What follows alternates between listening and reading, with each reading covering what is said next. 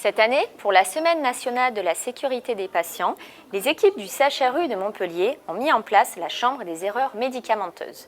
Une manière atypique de sensibiliser les professionnels de santé sur les risques liés aux soins et de les prévenir. Le principe est simple, une chambre de patients et une salle de soins ont été reconstituées, mais attention, des erreurs y ont été glissées.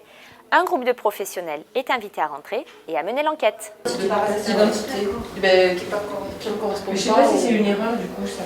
Donc l'idée de cette chambre des erreurs est née du fait qu'on a voulu essayer de mettre en place une simulation, sachant que la simulation est une méthode d'évaluation des pratiques professionnelles qui est validée par la Haute Autorité de Santé et largement plébiscitée par l'ensemble des professionnels.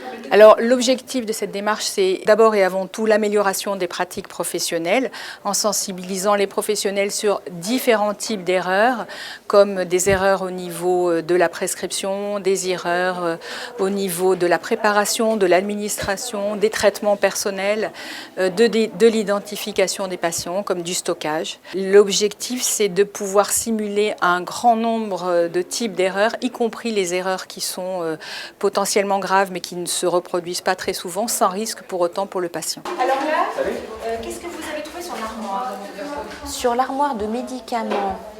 Ce projet de la Chambre des erreurs a été réalisé par la COSEMED en partenariat avec le CESU. Après avoir identifié les erreurs, nos enquêteurs d'un jour participent à un débriefing avec les organisateurs, l'occasion de faire un point. Vous avez bien vu en bas de l'armoire? Il y a les petites pochettes là.